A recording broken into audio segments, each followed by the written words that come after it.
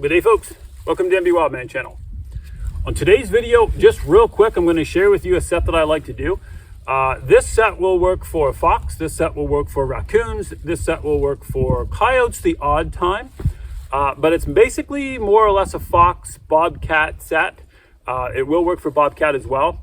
But we're looking for fox, we're looking for bobcat, we're looking for raccoon in this case. So this is quick, this is easy. You can put a pile of these in. You don't need any specific area. I wouldn't be setting these, like right in the deep woods, of course. This is more of a field edge type set that I like to use. It doesn't require a whole lot of stuff. Okay, so it's pretty basic. It works on a visual attractant as well as a scent attractant, and then the animal comes over, works the set, and with any luck, they're there when you come back the next time to check them. So stick with me, and I'll share that with you just in a second. Listen, if you haven't yet subscribed to MB Wildman channel, we sure would appreciate it. Go ahead and hit that subscribe button. And if you like the content that we're putting up here, go ahead and hit that bell. You'll get notified when we upload new stuff.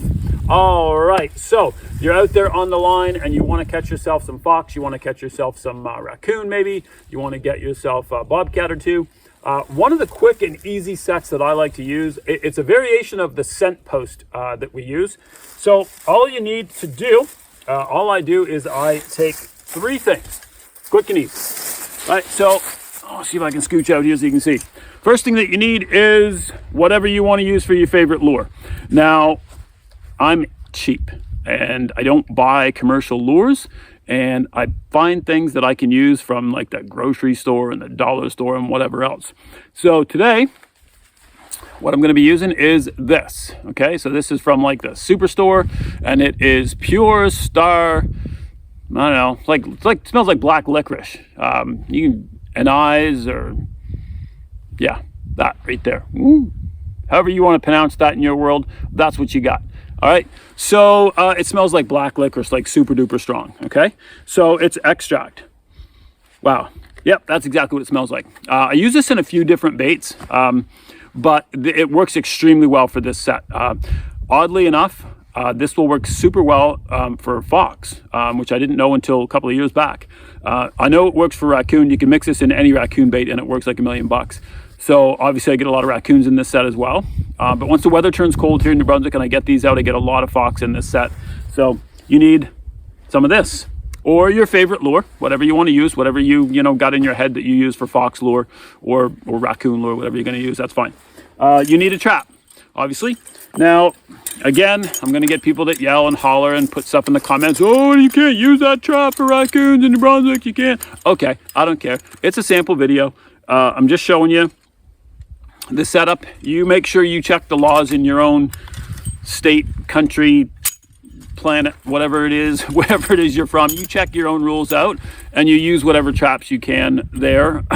We're not allowed to use certain leg holds for raccoons and certain for fox and blah, blah, blah. I get that. But you need a trap. That's the point. Make sure it's one that's legal in your area. And you need a piece of kindling. All right, so this is a piece of cedar. Just a piece of cedar kindling that I've kind of rounded a little bit. It doesn't have to be round. I've done that. And I want you to burn the end of it.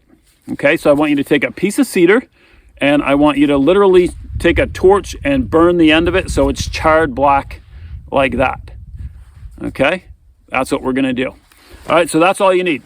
Piece of cedar. This one is like 14 inches long, 12, 14, 16 is a little long, but whatever. And that's all you need. Blacken it on the end. I use the star anise oil, the black licorice oil stuff, extract, and a trap. So first things first, I'm coming up along the edge of this big field. Straight over there, there's a big potato field. And then right in back of me, you've got some hardwoods and whatnot, and I'm on the field edge. Okay, so I was just by the truck over there and I just literally drove into this field edge. I've got the landowner's permission to be here, and I'm looking for an appropriate location. So as I drove along the field, I see this beautiful big rock that at one point I'm sure they've lugged out of this field and just kind of dumped it here. What this provides for me is a perfect backing for my traps. It makes sure that animals can't work this from the back side. Okay, so first thing I'm going to do is take my stick and I'm going to drive it into the ground. Drive it into the ground just like that. Now, couple things. you don't want it too high. You don't want it up here, of course, and you don't want it to be down in the bushes, so you don't want too low, but you want at least probably 10 inches or so, 8 to 10 inches at least, of it sticking up out of the ground. You need to angle it. As you can see, I've stuck it in at an angle. You need to angle it so that it's out toward the opening. So assuming that the animal is going to be coming this way down that field road or out of that big field, you want this angled toward them, okay?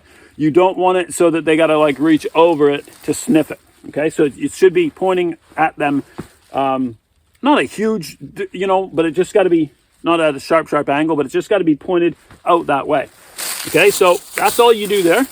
Clear away any debris that you need to give the animal an open path right into your set, okay? So backing makes it so they can't work it from the back. You've got the stick. I brought this out here 12, 15 inches from the base of the rock. I'm going to take my extract, my black licorice extract, star anise oil. All right, I'm going to take a little bit of that and I'm going to dump it, just going to pour it just a bit on the stick. Beautiful. Now, a couple things happened right there that you probably couldn't see on the camera, but cedar's a very soft wood, and what it'll do is it literally, because I poured it on the end, like the grain, soaked in that oil. Charring it black on the end creates a bit of a visual attractant, but it also, when the wood burns, it opens up. It allows those, basically the pores in the wood to expand, and it allows my lure to soak in. So no matter what you're using, if you're using that or if you're using whatever your favorite fox lure is, raccoon lure, whatever, as long as it's liquid, the end of this cedar stick that you burned will soak that liquid up, okay? What does that do for us? Well, it holds our lure for a longer period of time. It can rain on this, it can snow on this, and it will last for a couple of weeks and still have that scent on the end of that stick, and that's useful for us because it makes the trap last longer. After that, you're simply going to come out in front of the stick.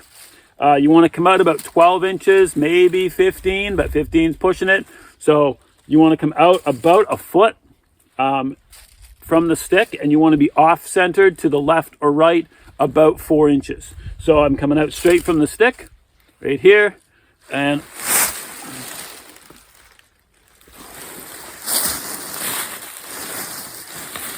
okay, so I'm coming out straight from the stick right here, about 12 inches, right to here. I'm coming off center about 4, and then I'm going to bed my trap right there. So this is what this will look like when you're all said and done. So you got your trap on your drag or pinned down, however you pin your traps down. You're going to go out a foot. You're going to come over about 4 inches, and there's where your trap is going to be right there. Okay, that's what you're looking for. Just like that. Now, so you ask yourself, what happens if the animal works it from this side? What if they come in from this angle?